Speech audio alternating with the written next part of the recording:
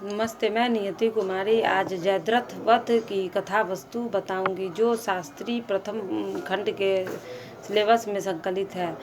यह जयद्रथ वध मैथिली शरण गुप्त द्वारा रचित प्रसिद्ध खंड काव्य है, जिसकी रचना 1910 ईस्वी में हुई। यह खंड काव्य 7 सर्गों में विभक्त है, जिसमें महाभारत की कथा वर्णित है, जिसके अंतर्गत द्रोणाचार्य द्वारा चक्रव्यूह की रचना किए जाने से लेकर अर्जुन द्वारा जयद्रथ के वध की कथा वर्णित है। अर्जुन का पुत्र अभिमन्यु चक्रव्यूह भेदने के लिए उसके अंदर चला जाता है। वह कुशलता पूर्वक चक्रव्यूह का 6 चरण तो पार कर लेता है, किंतु 7वें चरण में उसे दुर्योधन, जयद्रथ आदि 7 महारथियों का सामना करना पड़ता है। अर्थात इन 7 महारथी ने उसे घेर लिया और उस पर टूट पड़े। जयद्रथ ने पीछे से निहत्थे अभिमन्यु पर जोरदार प्रहार किया। वह वार इतना तीव्र था कि अभिमन्यु उसे सहन नहीं कर सका और वह वीरगति को प्राप्त हो गया। अभिमन्यु की मृत्यु का समाचार सुनकर अर्जुन क्रोधित हो जाता है और प्रतिज्ञा करता है कि यदि अगले दिन सूर्यास्त से पहले उसने जयद्रथ का वध नहीं किया तो वह आत्मदाह कर लेगा। वह सेना भयभीत होकर दुर्योधन के पास जाती है और अर्जुन की प्रतिज्ञा के बारे में बताती है। दुर्योधन उसका भय दूर करने के लिए कहता है कि तुम चिंता मत करो, सारी कौरव सेना तुम्हारी रक्षा करेगी। अर्जुन कल तुम तक नहीं पहुंच पाएगा, उसे आत्मदाह करना पड़ेगा। अगले दिन युद्ध शुरू होता है। अर्जुन की आंखें जयद्रथ को ढूंढ रही थी, किंतु वह कहीं नहीं मिला। श्री कृष्ण कहते हैं कि पार्थ समय बीत रहा है और कौरव सेना ने जयद्रथ को सुरक्षा कवच से घेर रखा है, अतः तुम शीघ्रता से इस सेना का संहार करते हुए अपने लक्ष्य तक आगे बढ़ो। संध्या होने वाली थी, जयद्रथ तक पहुंचना मुश्किल था।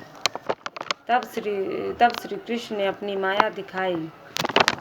इसके फलस्वरूप सूर्य बादलों में छिप जाता है और संध्या का भ्रम उत्पन्न हो जाता है। यह देखकर जयद्रथ और दुर्योधन खुश हो जाते हैं और कि अब अर्जुन को आत्मदाह करना होगा। यह देखने के लिए जयद्रथ सामने आ जाता है। जयद्रथ को देखकर श्री कृष्ण कहते हैं कि पार्थ, तुम्हारा शत्रु सामने खड़ा है, उठाओ अपना गांडीव और वध कर दो इसका। वह देखो, अभी सूर्यास्त नहीं हुआ है।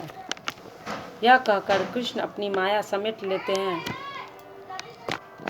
जयद्रथ और दुर्योधन आश्चर्यचकित हो जाते हैं। जयद्रथ भागने की कोशिश करता है, किंतु तब तक अर्जुन उसका वध कर देता है और उसका सिर उसके पिता की गोद में जाकर गिरता है।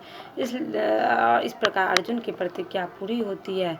गुप्त जी ने इस खंड काव्य के माध्यम से महाभारत युद्ध के कारण उसके उत्तरदायी व्यक्ति और परिणामों को रेखांकित किया है। इस कृति के माध्यम से गुप्त जी कहना चाहते हैं कि संसार का सबसे बुरा कर्म अपने अधिकारों का उपयोग न करना है। अपने अधिकारों को प्राप्त करने के लिए यदि कभी अपने बंधुओं को भी दंड देना पड़े तो उससे पीछे नहीं हटना चाहिए। अर्थात यह कर्म अधर्म न मानकर धर्म ही माना जाएगा। साथ ही यह भी संकेत दिया कि पारस्परिक ईर्ष्या द्वेष का भाव छोड़कर मिलजुल कर रहना चाहिए।